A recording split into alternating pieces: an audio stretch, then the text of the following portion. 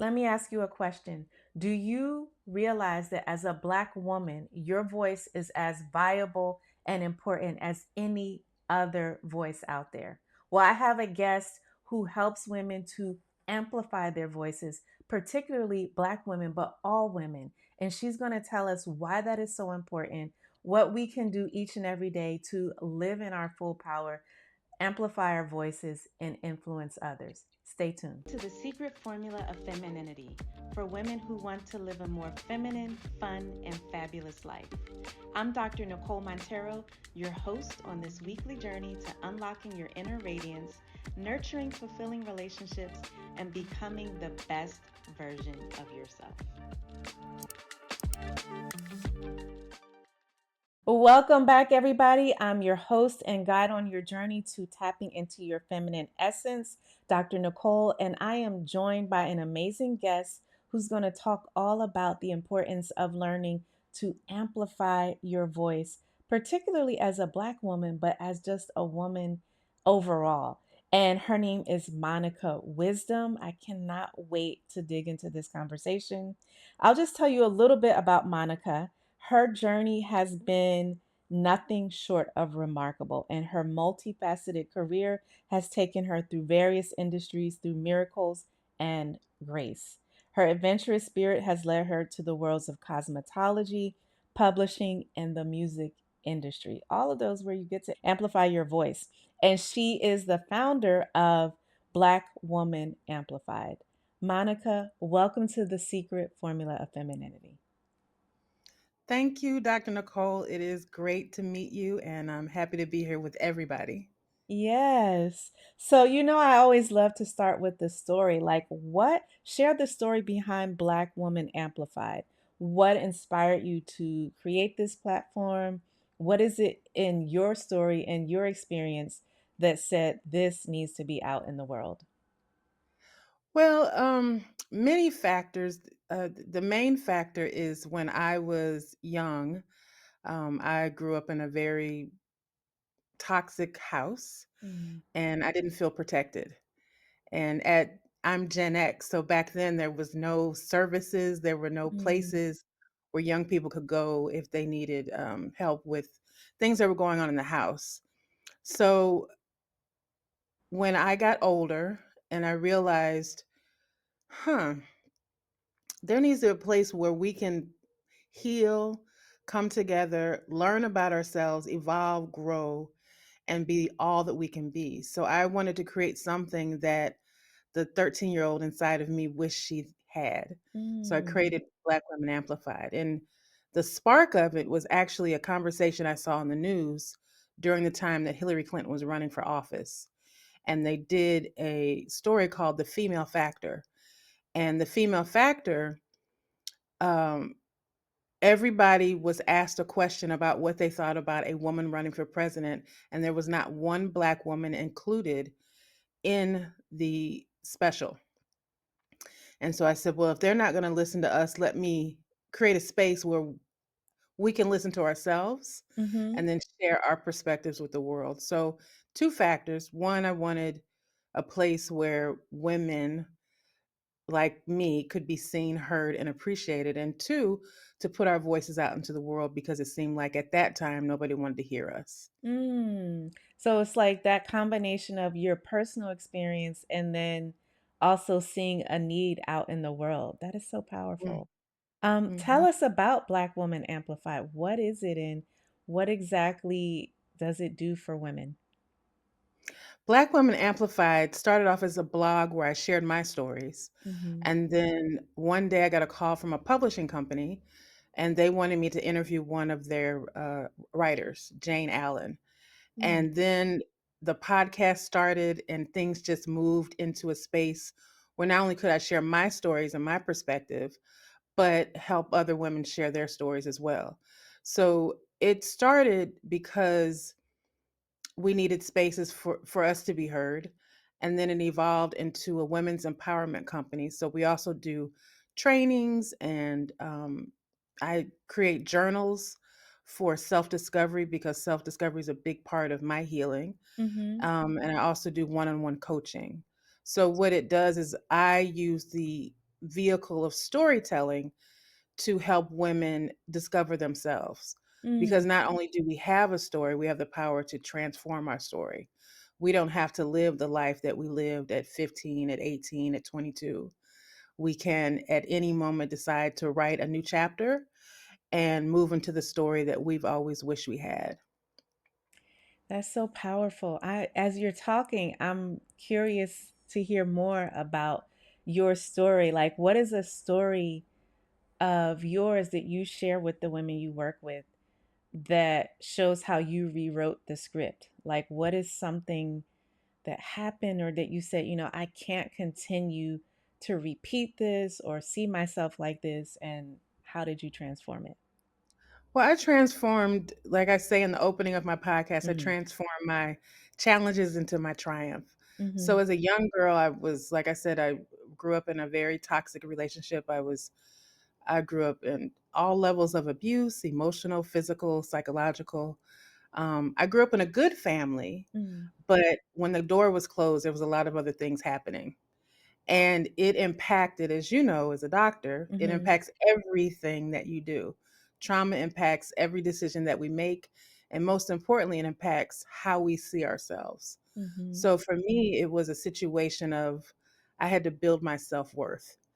And at the time, when I was making this realization of myself that I no longer wanted to be a victim of my circumstances. I was about 28, maybe, Mm-hmm. and I did the whole traditional therapy, but at the time there was no trauma informed therapy and Uh-huh. there was no black therapist. So I went to a white woman. She was actually Scottish, very nice lady, but it was not a great experience for me. At 6 weeks, she said, "Oh, you're healed." And Mm. then she said to me, Black women, you all just get it quicker. And Strong she was like, black. "Oh, you just get it quicker." Mm-hmm. She's like, "White women have to be here for years and years and years, and you all just snap into place." And I was like, "Okay, but I'm still crying every night, and I still look in the mirror and don't love my reflection." So I went on a journey of let me try and figure out this for myself. So that was my Mm-hmm. first self discovery journey. And I started reading self help books. My first book was The Celestine Prophecy, and it talked about there are no coincidences. So I just started to look at life differently. I Mm-hmm. got deeper into my faith. I became Catholic at that time because I wanted to study the Bible with scholars and not just Mm. ministers. Um, and it just took me on a journey of discovering my own personal power and Mm-hmm. that I had the power to change my life. I couldn't look at my circumstances as who I was. It was just a set of circumstances, but it was not the same person. It's not who I am, it's just what happened to me. Uh-huh. Uh-huh. And so once I was able to separate that, then I could start to not create a new story, but let go of the old one to reveal who I was. And so I had to discover who she was. I could no longer live as a 28-year-old, 13-year-old. Mm. I could no longer live in that pain of 13. I had to love her, heal her, and then let her go, and then let her know she was safe, which let me know that I was safe. And so once I got into the space of safety with myself and hearing my own voice instead of the voice of society and the voice of my family and the voice of my peers, I was able to develop my voice and amplify it. Mm. I have to say that that was horrible therapy, as a therapist myself, to just kind of make that kind of racial stereotype. And that's Mm. the hard thing when people can be nice, but they also perpetuate things that are not helpful to your healing. So kudos to you for recognizing what wasn't right for you, however it was packaged as sounding nice. Because Mhm. no, Black women deserve care, understanding, therapy as long as they need it. We don't have to snap back in place and just, keep being strong and resilient when we're not ready to. So I love that you were able to advocate. Um, Something you said also this idea of taking back your power through your narrative and Mhm. really knowing your worth, I think that is so important. And especially when we talk about femininity at the core, it's a level of self-worth and knowing your value and worth as a woman and not letting other people dictate that. How do you get women to, you mentioned being a 28-year-old in a 13-year-old's, mindset or emotional Mhm. state. How do you see that a lot with the women that you're trying to help amplify their voices, that they're stuck in a stage of their past trauma? Yeah, it's like I identify it with like a computer program. Mm, It's a program that's put inside of us. And when trauma happens, there's another program put inside of us. So we have to identify that program and then figure out the genesis of it. mm, So my work is about finding the genesis of the problem, not focusing on the problem, because I think too much focus on the problem continues to perpetuate it. yeah. But when we get to the genesis of it, it begins to unravel in every other place in our life. And I Mhm. learned that from my meditation teacher. Mm, She is a student of the Maharishi. She was actually one of the original people to bring transcendental meditation around the world. mm, And I would go every Sunday, we would go and do group meditation. And she noticed, and she would do question and answer afterwards. And she noticed that I was not talking. And I was like, I'm participating. Well, not participating. I'm like, I'm okay. nodding. I mean, I don't know what else you want me to Mm, say. And she did an exercise with me that was very transformative. And this exercise opened me up. It like literally opened my voice up because she went directly to the genesis of the problem, as opposed to like in therapy, I was talking about the problem. mhm. So it was about circumstances as opposed to the beginning. Yeah. And so when I put my work together, it was like, okay, well, let's go back to the beginning of when this started because we can get so spun in the problem that we don't see that it's all connected. It's all Mhm, interdependent. mhm, And when it's interdependent, you have to go to the beginning of it. It's like making a cake and the cake never comes out right. Okay, well, let's go back and examine the recipe. mhm. Okay, well, let's go back to the ingredients. Oh, you have the wrong flour, right? So Yes. let's change the flour and let's put it all back together and then let's bake the cake. And so the same thing happens when we focus on our problems. We're not getting to the ingredient of the problem.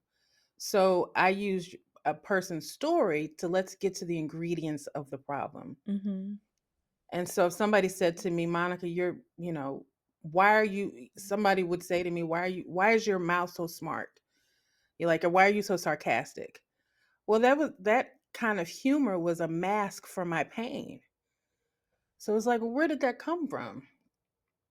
Okay, well, where's the first time? When was the last time it was happened? Because that, and I examined through the triggers. So mhm. what? Okay, so when did you feel like that before? Well, when was the first time you felt like that? So let's look at that Yeah, yeah. instead Peeling of back the onion, as we say, and getting right to the core of it. get to the core of it. And then I found with me, it's like, and even in when I'm triggered about something, if somebody makes me angry, I used to just pop off. I tell everybody I used to pop off queen because my mouth is real slick.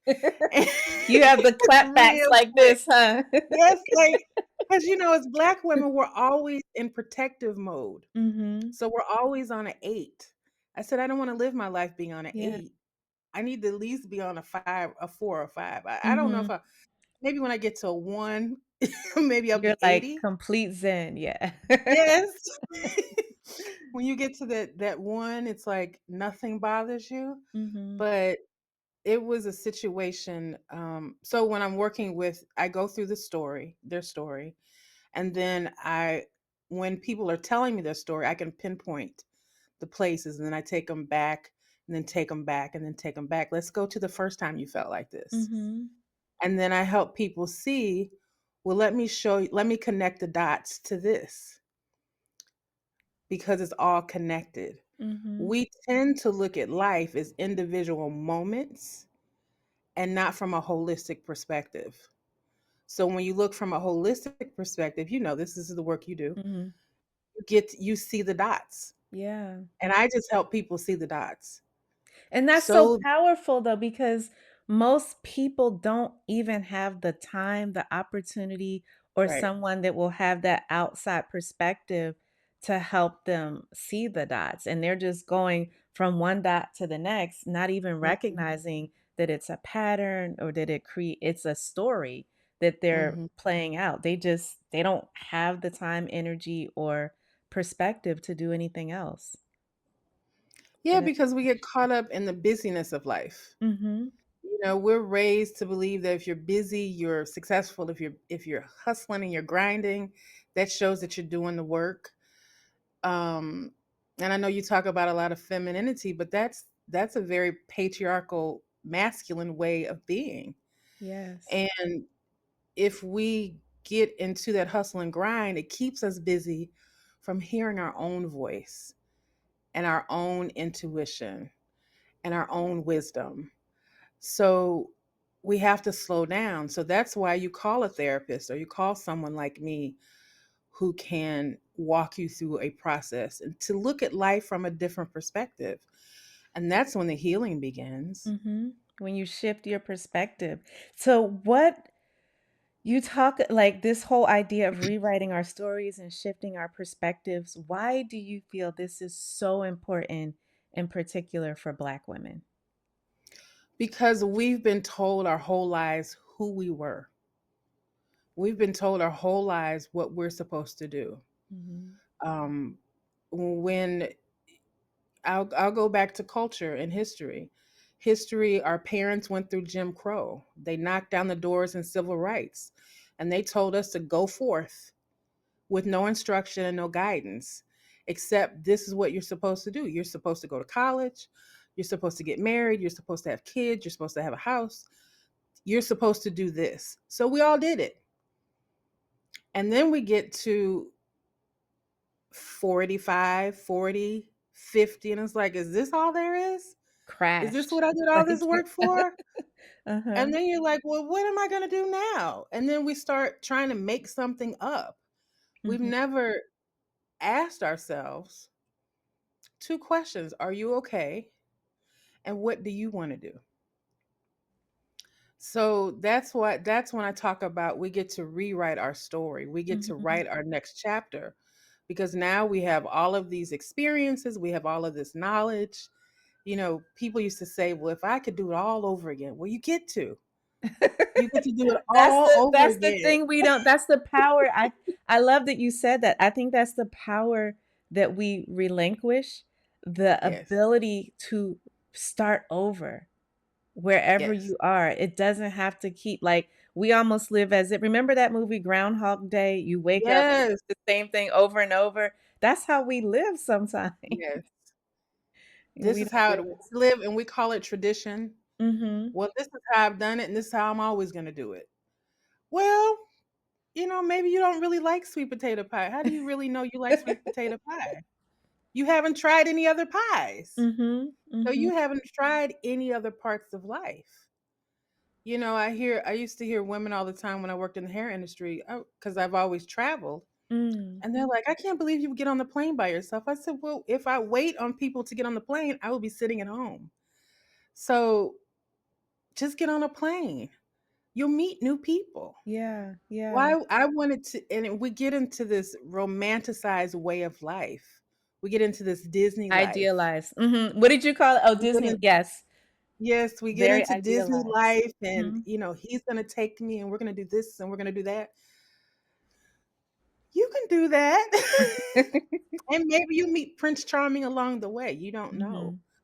or whoever you want to meet. But I, at one point, said I want life to be an adventure. And what does that adventure entail? I want to see the world. Okay, let me Mhm. go see it. If I wait on people, if I wait on girlfriends, if I wait on family, if I wait on a man, I'll be waiting, and I didn't Mhm. want to be a lady in waiting. Mm, mhm, mhm. You said, "I'm I want shedding that." I'm so curious listen. about that part of your life where you did hair and were into cosmetology. Where you had your own salon or, like, what did you do? I was an independent contractor and I was a Okay. freelancer, so I Uh-huh. worked behind the chair. I also did freelance work, so I did hair and makeup for photo shoots for Mm. record labels and celebrities and brides. Uh-huh. And I also worked for two major hair care companies. I was an educator for Sebastian International. I was an Mm. educator for Schwarzkopf, Mhm. and I was director of education for Salon Resources, which was a regional distributorship for Sebastian. So my job was not to just do hair, but to teach people about product and create workshops, Uh-huh. create educational experiences, create fashion experiences. So we did hair shows and fashion shows, and I was able to work with some incredible designers, the costume designers behind The Matrix, Oh, okay. behind Black Panther, Uh-huh. and just different experiences, and work Yeah. with rappers and politicians. So Men's you've grooming was probably my favorite.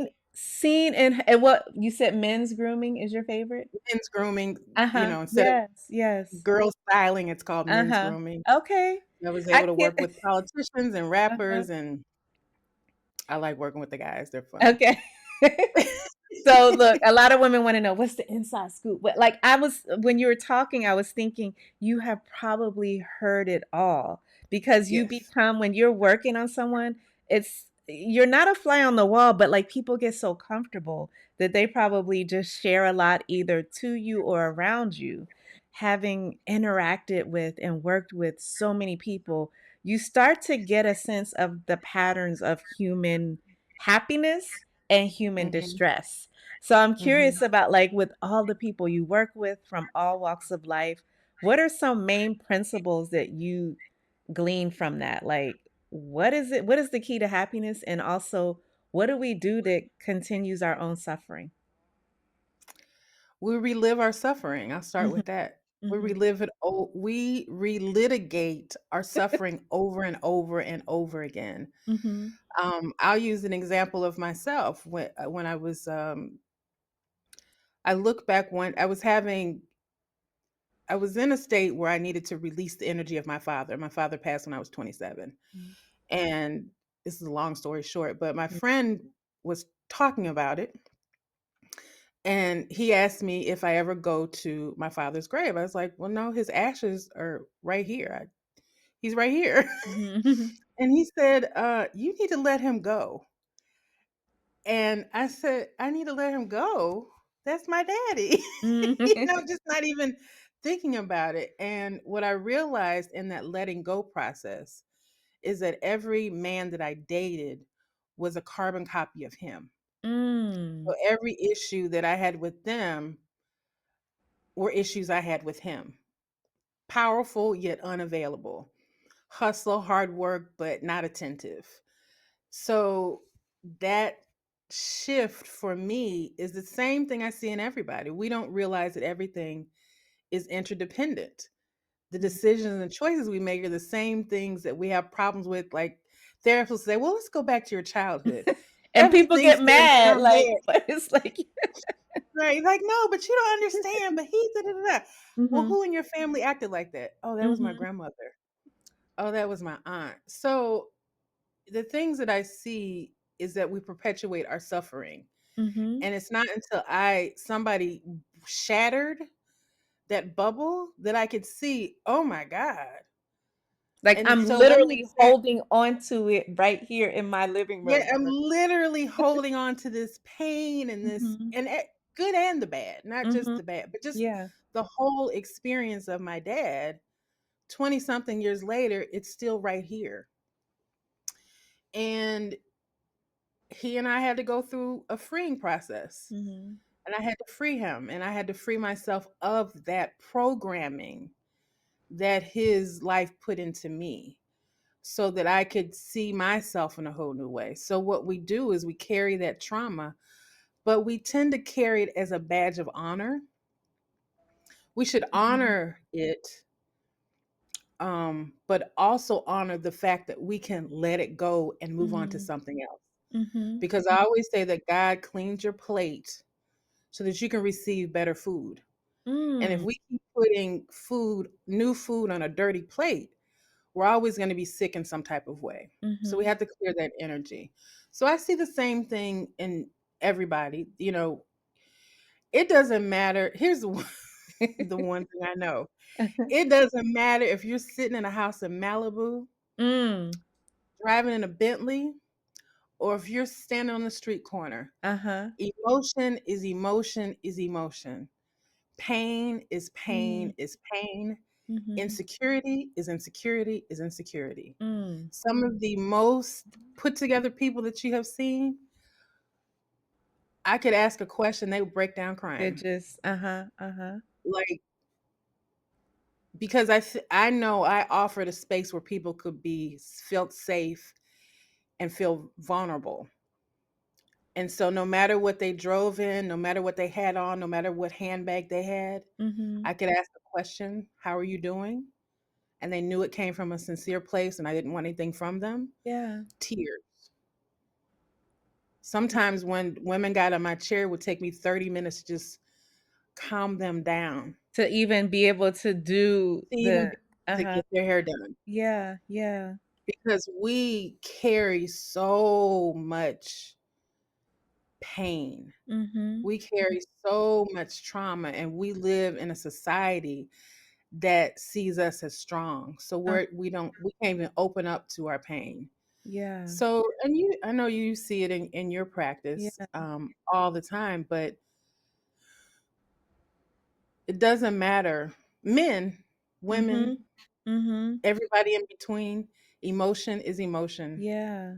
And when we find safe spaces, um, that we can let go, I could just see women.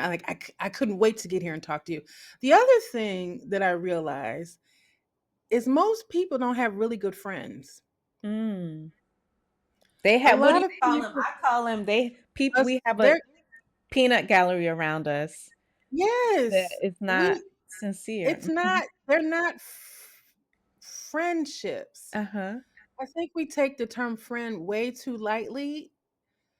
Um, I think we have people we have common interest with, but they're not necessarily somebody you drop your child off with, or the somebody that you would like. My best friend, if I'm having a bad day, I can just show up at her house and she'll open the door and I just start crying, Mhm. and I know she's going to take care of me. Yeah.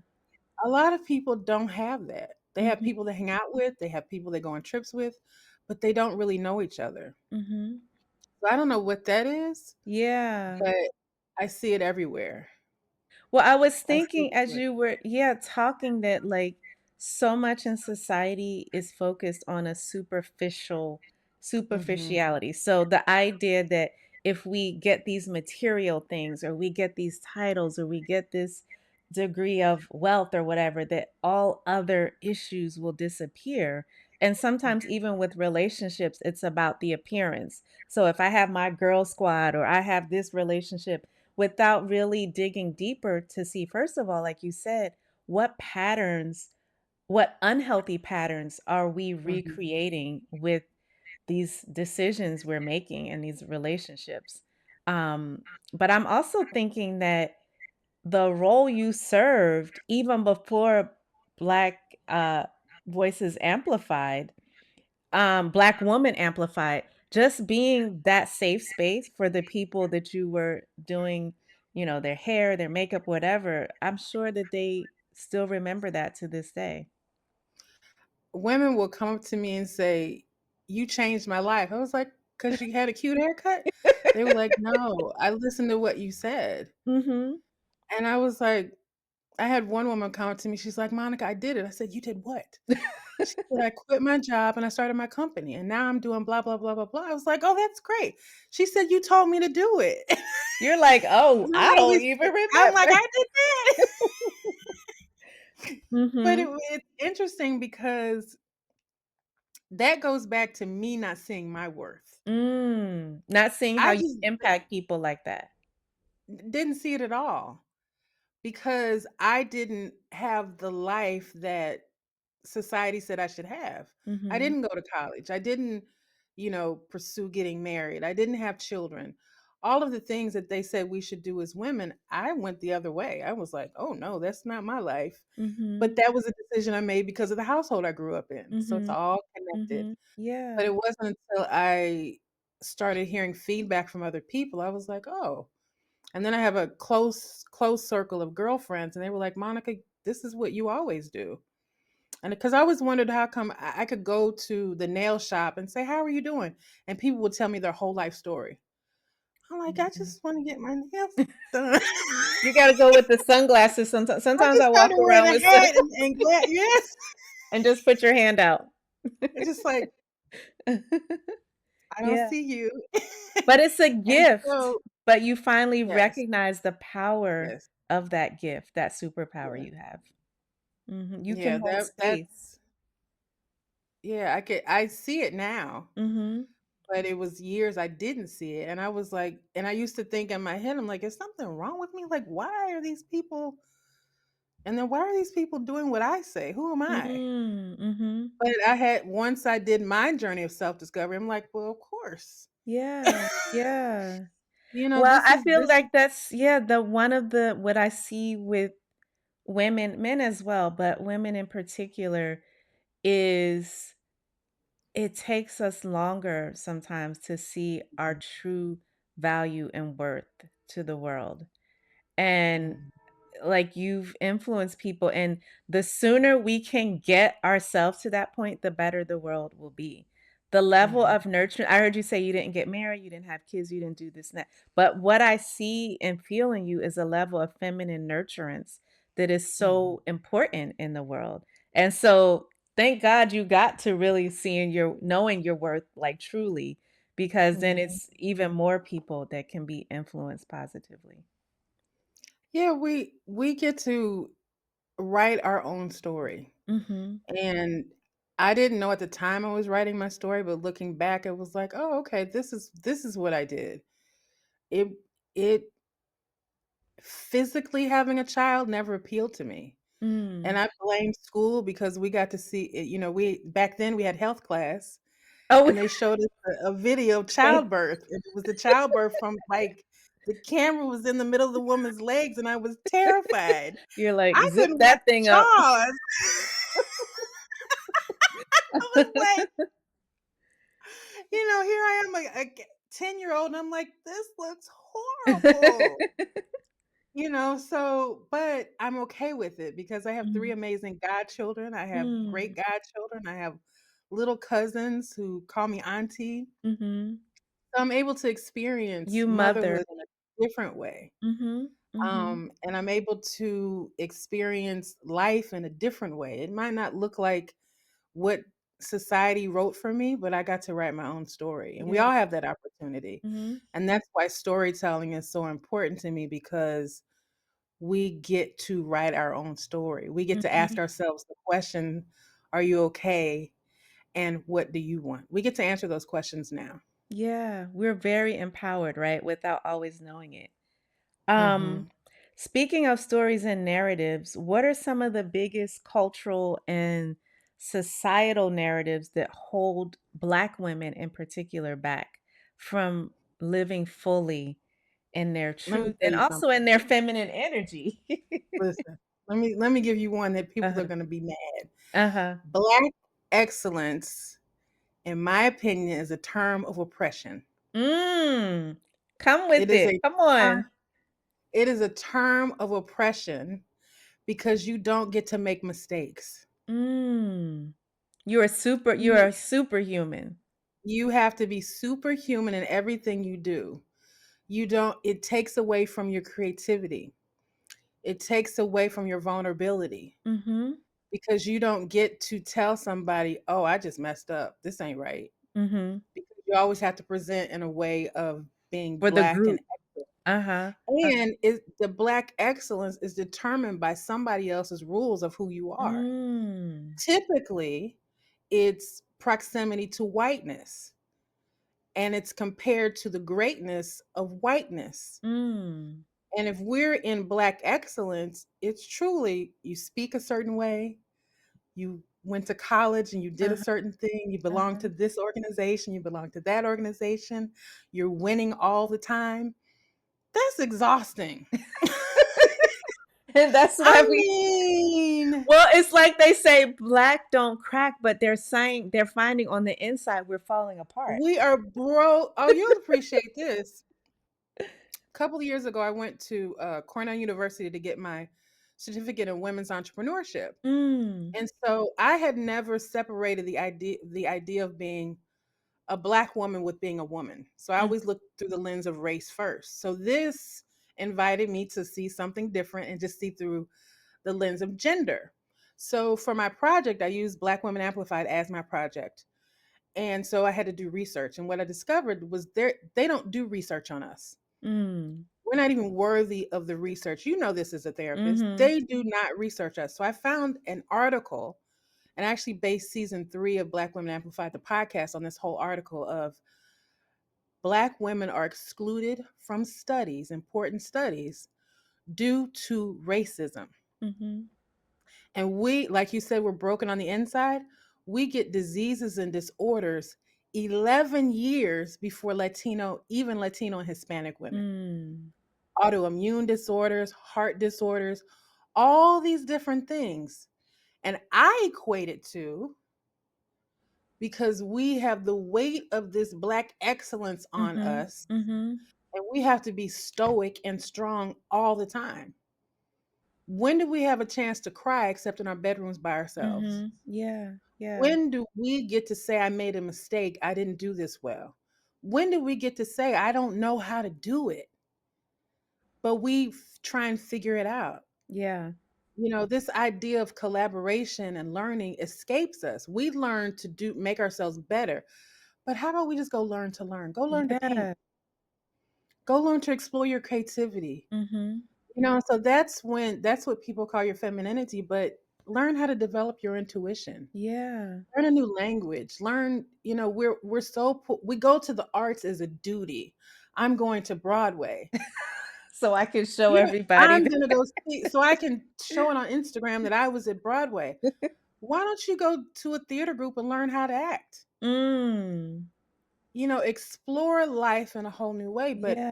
I Look, think Black excellence is you might be ruffling some feathers, but you are on point. And I got into this discussion with someone about the whole black girl magic because I felt like while the intention was good, it's same thing, very confining.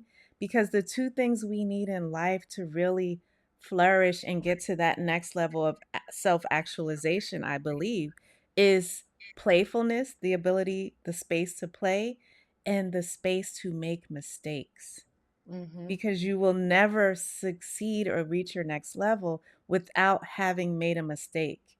And even you talking about you have a podcast, like anything that we did, whether you wrote your book, whatever you did, you had to start at a place of not knowing what you were doing, probably being bad at it, all of these things. Horrible. There are episodes that will never see the light of day.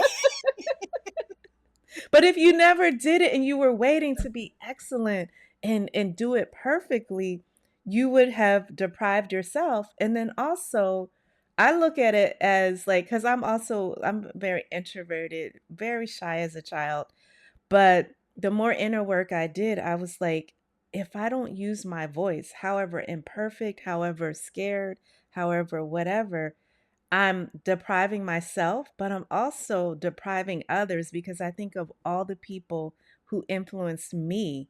And I Yes. imagine that it was imperfect to them, but it was Right. just what I needed. It was the perfect thing for me. And I'm so glad that they gave themselves that leeway to not Mhm. be excellent at it. I mean, if you look at people need to reread Maya Angelou's stories. Mhm. Maya Angelou was a madam. She did what she had to do to take care of her son. Mm. She made lots of mistakes. Oprah made lots of mistakes. Uh-huh. Oprah's a perfect example of how you transform your story, how Mhm. you rewrite your story, I should say. And when you read Michelle Obama's Becoming, she said she didn't like her husband for 10 years. Yes, yes. People couldn't understand that, and when you're married, you're like you get it. It's just like people are like, "What? I would never." Oh, if you there's nothing that you have to commit to that there's not gonna be periods where you don't like it. Right. So, So yeah, this she idea of relationship goals, listen, if I can get up and still look at you in the morning, I've met my goal. If you made it check. through the night, I have met my goal. Yes, yes, exactly. But I think that we put on these terms, black girl magic. Girl magic implies that we're invincible. Mm. Which We're not, perpetuates the stereotype. which perpetuates the Mhm, stereotype. And when we talk about women being strong, black women being strong, we're not strong. mhm, We're surviving. There's a mhm. difference. Yeah. And people need to be clear about that. Black women are in survival mode most of the time, which is why we on the outside we look amazing, but on the Mhm. inside we're falling apart. When we Yeah, look in the mirror, we're not happy. We see our flaws and we're criticizing ourselves all day. yeah, Every yeah, single day, yeah, every single moment of the day, we're criticizing ourselves in one way or another yeah. because there are forces against us and we internalize it. And so when we start to do the work to pluck those programs out and we see our worth, we're able to have a much more joyful life than Mm, happy moments in life. yeah. Um, and that's really the I want every black woman to feel joy. I Mm, want every black woman to feel strong enough to be vulnerable, yeah, to yeah. be okay with making mistakes, and to let go of perfectionism because it is not ours. No, that's That's somebody not ours. else's burden that they put on us. That's somebody else's stuff. I always tell people, I say, you know what? Our showing up automatically because of who we are and everything that we've been through, we're already 10 steps ahead. But Mm. society tells us we're 50 yards behind. And that's not true. That's a I love mind when trick that they a mind grift. it's a Jedi mind Uh-huh. trick. Yes, that's the It's word. a Uh-huh. Jedi mind trick. Mhm. I remember Michelle Obama saying, I've been in those rooms. They're not that smart. Barack Obama's like, I've been with Yeah. world leaders and they're not that smart. So if you have people who have walked the walk of that you're supposed to walk and they say they walk into these rooms and are not that smart, you can walk into your office and be like, okay, I am the smartest bear in the room. Mhm. And here's the problem: we dim that light to make others comfortable. Mm. So not only are we carrying Black excellence, but we are also oppressing ourselves to make others comfortable Yeah. And that's the because we have the tragedy of need it. to feel safe. Yes. I love that. I always like to ask guests in transition before we end about some practical tips that they would offer the audience about the work that they do. So, what are some practical things that a woman listening right now can do to further amplify her voice? Stop playing small, stop criticizing herself or feeling like she has to be confined by excellence. Like, what can she do to get to that place of, as you said, joy as a black woman, but as just as a woman, period. When you hear those voices in your head that say you're not good enough, you're not, Mhm. oh, you're stupid, all of those negative things, then tell yourself it's not true. Mhm. I always tell people this is the trick that I do. I say, okay, there's this alter ego that's running around telling you you ain't nothing. Tell her to have a seat. Name her and then tell her to have a seat. Mhm. Because we have different personalities that come out at different times. We all Yes. know that. So there's also this personality that is a reminder of maybe something your mother said, your grandmother said, somebody said to you. So that created this program, this monster inside of your head that constantly tells you you're not good enough. Name that monster Mhm. and talk to it. Because the more you talk to it and sit it down, the more it's going to sit down. Mhm. You take its power away. You take its power away when when you're about to do a presentation at work and they're like, oh my God, this is going to be great. This is going to, and you go through all of that and you work yourself up. Say, hey, Sarah, I got this. Uh-huh. Like you have to role play with yourself sometimes, Mhm. and because it's imaginary, you have to do that role play and say, "Hey, Sarah, I got this. Mhm. I'm gonna rock this. I don't know what you're gonna do, but you need to sit down." Yes. And the other Karen, have a thing is seat. Let's call her Karen. Look. Karen, Have let's a call her seat. Karen. You Mhm. know, our inner Karen. There's the outer Karen, and there's Yes. also an inner Karen. And say, Karen, have a seat. I got Mhm. this. And then you get to say who this is for you. Who is she? She doesn't have to be anybody else. She doesn't have to be Michelle Obama. She doesn't have to be Oprah Winfrey. She doesn't have to be Taraji P. Henson. Mhm. You get to claim her and you get to rock the room out with her. And don't care whoever is in the room because who you're talking to the children, the future, you're talking to the ancestors, and you are rocking the God within you everywhere you go. Yes. If you are truly a believer and you understand that we were created in the image and likeness of God, there's nothing anybody around you could say or do that's going to shake that. But to get to that point, we have to recognize that those voices are not true. It's not true. Yeah. What those voices are saying to you is not, it's a lie. That's why I say name her And Karen, whatever you want to mhm. name her, Cruella DeVille, whatever you want to name her, and tell her I got this.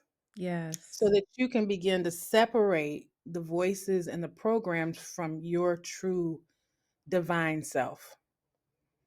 And the more you do that at every instance, and one thing that I tell my clients to do, I said, when you get into that place, simply as an exercise, put your hand on your chest Mhm. and just repeat to yourself, close your eyes and say, I am safe. I am loved. I am safe. I am loved. So that Mhm. you can constantly remind yourself that you're safe and loved. So that you can pull yourself out of that survival mode that we get into when we're spinning. Yeah. And that's what I do for myself because I can spin and I'm like, oh, girl, have a seat. I got this. Yeah. Yes, So you have to have absolutely. fun with it. It doesn't have to be this long, Whole traumatic serious, process. like, yeah. That's the part. Let's no matter what in life, you gotta be able to laugh and have joy, see the lighter side of it, because no matter how hard and deep it was, life goes on. Life is Life gonna goes go on. on. It's not that deep. Sometimes I feel like we have to just kind of bring the levity and the lightness to kind of That's that relieve burden us. of Black excellence. It has to be Yes, stoic and yes. perfect. Yeah. And yes, I'm so and so, so and so. And you're like, on the inside, Uh, you're like, yes, exactly. We have to release and unravel and be Uh-huh. okay with the release and the unravel. Yes, I love it. And it's so interesting, Monica, that your name is Monica Wisdom. You have definitely imparted so much wisdom today. How can people follow you, follow up with you, reach you? The best thing to do is go to blackwomenamplified.com. Okay. Get on my email list and you'll find out about everything happening. Every week, every Friday, I send out a newsletter that's a dose of positivity. It's my favorite song, as well as opportunities to work with me. If you're interested in coaching or you're interested in the journals, all of that Mhm. is on my home base, blackwomenamplified.com. I tend not to send people to my social media because I'm not consistent enough there. Okay. So go to the But website and we'll put it in the show notes, even the social media link just in case they want to follow up with yeah, Monica. yeah. We'll put it in the But show. yeah, it's blackwomenamplified.com, and that is my internet home. So you can always find me there. Okay. All right. Perfect. Lovely. Thank you so much for the wisdom and the joy, the laughter. I really enjoyed talking to you. And thank you so much for listening and coming along on this journey. of I feel like the secret formula of femininity, we are a community now. And of course, if you want to learn more about my book, The Boundaries to Bliss Blueprint for Women Who Are Finally Ready to Win at Love, and that includes self-love. The link to that is in the show notes. And of course, I have my inner circle community, the Boundaries to Bliss Society. You can learn about how to be a part of a group of women who are establishing healthy boundaries, having balance in their lives, and pursuing fulfilling relationships. I will see you in the next episode. I'm Dr. Nicole.